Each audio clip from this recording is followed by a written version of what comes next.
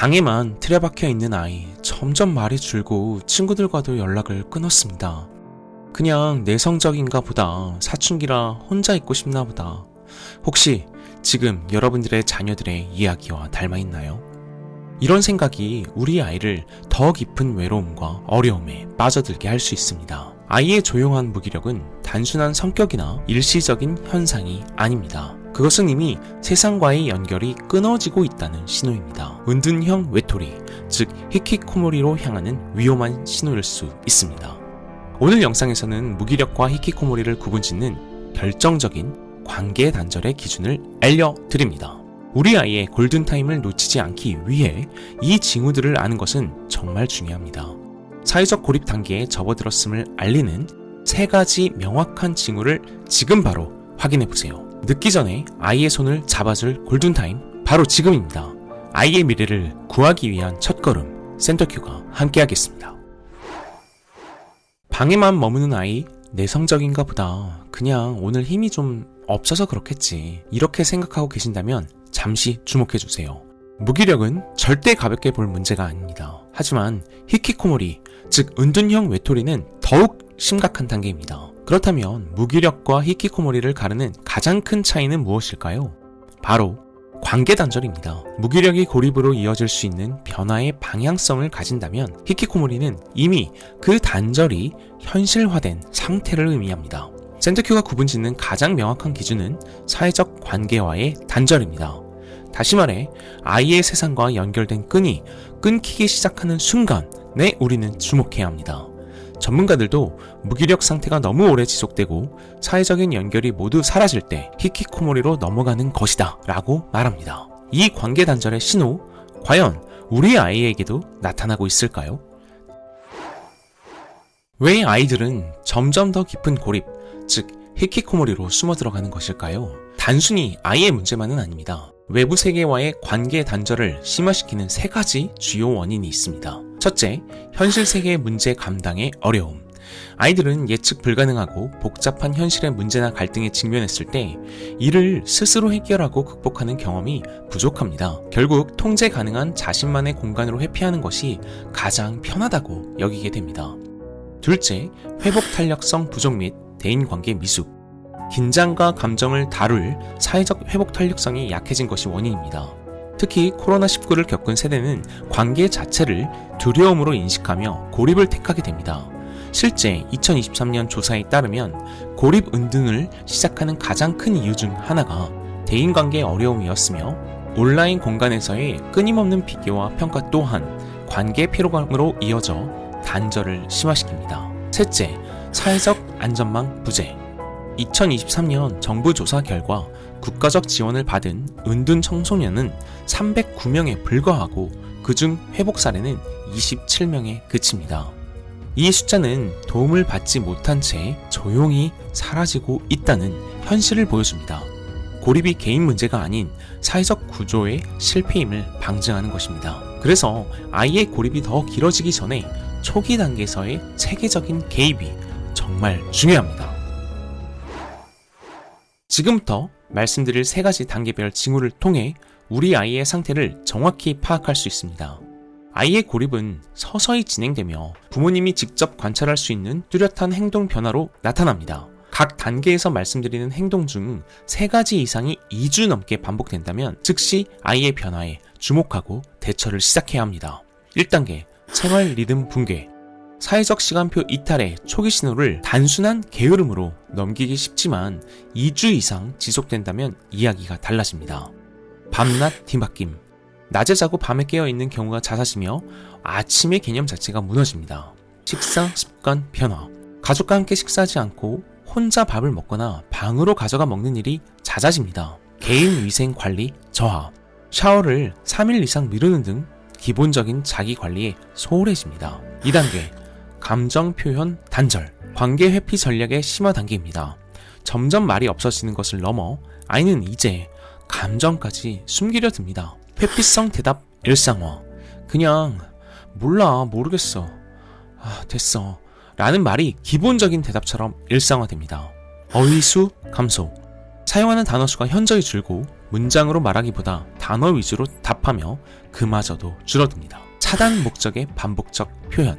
사람이 너무 많아. 다 귀찮아. 같은 말을 외부와의 관계를 차단하려는 의미로 반복합니다. 자신감 부족 및 부정적 표현. 자신감이 줄어드는 게 현격해 보이며 주도적인 역할이 필요할 때 그냥 다 싫어. 나 혼자 있고 싶어. 등 부정적 표현이 주를 이루게 됩니다. 핵심은 아이가 감정을 말하지 않는 것이 아니라 실제로는 감정을 숨기려 든다는 점입니다. 이런 감정들이 어디에도 전달되지 않고 아이 안에 갇혀 있다는 것. 이게 바로 은둔형 외톨이 문제의 핵심입니다. 3단계, 디지털 공간의 의존. 유일한 도피처로 자리매김한 상태이며 현실과의 연결이 희미해지고 아이는 이제 통제 가능하고 안전한 디지털 세상에서 안정감과 만족감을 찾게 됩니다. 과도한 디지털 기기 사용. 하루 7시간 이상 동영상, 짧은 영상, 게임을 끊지 못한 채 반복하며 더 강한 자극만을 찾습니다. 온라인 활동만 집중.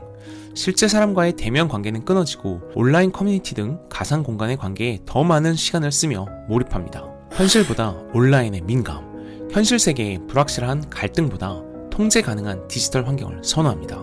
기기 제한 시 분노 표출. 디지털 의존도가 매우 높아 기기 통제 시 강한 반발이나 공격적인 반응을 보입니다. 지금 여러분의 아이가 이 중 어떤 단계에 해당되나요? 더 이상 일시적인 상태가 아닌 것을 꼭 명심해주세요. 이건 은둔의 구조로 넘어가는 관계 단절의 단계입니다. 그리고 이 중요한 경계선에서 가장 먼저 아이를 도울 수 있는 사람은 바로 부모님입니다. 무리하게 끌어내려 하기보다는 관계 회복의 루틴으로 조용히 차근차근 다가가야 합니다. 지금이 가장 결정적인 시기인 걸 명심해주세요. 아이의 위험 신호를 알아챘다면 이제 행동할 때입니다. 하지만 어떻게 시작해야 할지 막막하시죠? 이제부터 부모님을 위한 실전적이고 체계적인 관계 회복 루틴을 상세히 알려드리겠습니다. 첫째, 감정 대신 객관적 기록으로 고립 행동을 파악하세요. 냉철한 관찰과 기록. 아이의 고립 행동 양상을 오후 3시에 기상하여 오전 시간 활동이 없었음, 가족과의 식사, 3일째 회피 등 구체적인 사실만을 기록합니다. 감정적인 판단이나 추측은 배제합니다. 패턴 분석. 기록을 통해 아이의 행동 패턴이 어떻게 변화하고 어떤 상황에서 외부와 더욱 단절되는지 객관적으로 분석합니다. 기록 공유 및 추궁 금지. 이 기록은 오직 부모님을 위한 자료입니다. 아이에게 기록 내역을 보여주거나 추궁하는 용도로 사용해서는 안 됩니다. 설득 대신 작은 상호작용 조건으로 관계를 재설정하세요. 아주 작은 수준에서라도 서로 소통하자는 합의를 만들고 아이가 자신의 행동에 대해 예측 가능한 결과를 경험하게 하는 것입니다. 히키코모리 아이라도 이런 관계를 재설정하는 것은 아예 불가능하지 않습니다. 아주 작고 구체적인 연결 목표 설정. 한 번에 큰 변화를 요구하지 마세요. 방문을 살짝 열어두기, 짧게 눈을 마주치고 지나가기 등 아이가 거의 저항감을 느끼지 않을 미세한 행동부터 시작해야 합니다. 선택권 부여와 행동 조건화. 방을 환기시키려 하는데 조금 열어둘까? 가족 식사를 하려는데 같이 먹을까? 와 같이 무조건 제한하는 것이 아니라 아이에게 선택권을 주어 스스로 결정한다는 느낌을 줘야 합니다. 그리고 이때 보상, 인터넷 사용시간, 용돈, 좋아하는 음식 배달 등 가족과의 상호작용을 보상과 연결시키는 조건으로 설정할 수 있습니다. 일관된 보상과 자연스러운 결과. 아이가 작은 상호작용 목표라도 달성했을 때에는 약속된 긍정적 보상, 용돈, 원하는 활동 시간 등을 즉각적으로 제공하여 외부와의 연결 시도를 강화합니다. 반대로 약속을 어기면 상호 합의된 페널티, 자유시간 제한 등을 일관되게 적용해야 합니다. 기대를 낮추세요. 아이의 고립은 오랜 시간 쌓인 좌절과 불신에서 비롯됩니다. 부모님이 갑작스러운 큰 변화를 기대한다면 아이는 다시 실패할까 두려워하고 더욱 깊이 숨어버릴 수 있습니다. 미세한 변화라도 변화라는 점을 인지, 아이가 방문을 살짝 열거나 짧게 눈을 마주치는 등 아주 사소한 시도에도 긍정적인 신호를 보내주세요. 이 정도는 당연한 거 아니야? 라는 생각은 금물입니다. 결과보다 과정에 집중. 아이가 당장 외부 활동을 시작하거나 활발하게 소통하지 않더라도 관계 회복을 위한 시도 자체에 의미를 두세요. 조급해하지 않고 꾸준히 노력하는 모습을 보여주는 것이 중요합니다. 아이의 속도를 받아들이기. 아이마다 회복 속도는 다릅니다. 부모님과의 회복 속도와도 다릅니다. 아이의 현재 상태를 있는 그대로 받아들이고 인내심을 가져야 합니다. 이 과정 지치고 힘들 수 있습니다. 아이는 즉각적인 반응을 보이지 않을 수 있고 부모님의 노력이 헛되다고 느껴질 때도 있을 것입니다. 하지만 이것이 꾸준히 쌓이고 하루하루 반복되는 일관성을 유지하는 것이 변화의 가장 중요하고 강력한 토대가 됩니다. 이러한 부모님의 실천 대응법은 어디까지나 아이의 고립이 초기 단계이거나 상대적으로 약한 상태일 때 효과적입니다. 만약 부모님의 꾸준한 노력에도 불구하고 아이의 고립이 장기화되거나 심각한 우울감, 자해시도 등 위험 징후가 보인다면 주저하지 말고 반드시 전문가의 도움을 받는 것이 중요합니다. 오늘 우리는 아이의 무기력 뒤에 숨겨진 관계 단절이라는 더 심각한 신호, 히키코모리에 대해 깊이 있게 얘기했습니다. 기억해주세요. 히키코모리는 갑자기 시작되지 않습니다. 굳게 닫힌 아이의 방문은 어쩌면 연결을 포기한 고립의 신호일 수 있습니다. 오늘의 센터큐 숙제입니다.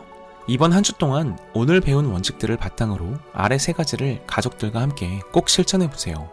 아이의 고립 행동을 감정 없이 객관적으로 기록하고 파악하기, 아주 작고 구체적인 연결 목표를 아이와 합의하고 실천하기, 그리고 기대 낮추기. 작은 실천이 쌓이면 아이와 가족 모두의 변화가 시작됩니다. 이런 노력에도 불구하고 아이의 고립이 너무 깊어져 부모님께서 홀로 감당하기 어렵다고 판단되시면 언제든 저희 센터큐의 문을 두드려주세요. 부모님과 아이가 다시 연결될 수 있도록, 아이가 다시 세상에 나올 수 있도록 전문적인 도움과 실질적인 솔루션을 최선을 다해 제공해 드리겠습니다. 여러분의 고민과 경험, 그리고 궁금한 점도 댓글로 남겨주세요. 저희는 여러분의 이야기에 귀 기울이며 함께 답을 찾아나갈 것입니다. 이 영상이 도움이 되셨다면 좋아요와 구독, 그리고 알림 설정으로 더 많은 부모님들이 이 중요한 정보를 만날 수 있도록 함께 해주시면 감사하겠습니다. 걱정 마세요. 지원센터큐가 해결해 드립니다. 좋아요, 구독, 댓글은 저희에게 큰 힘이 됩니다. 꼭 부탁드리겠습니다. 감사합니다.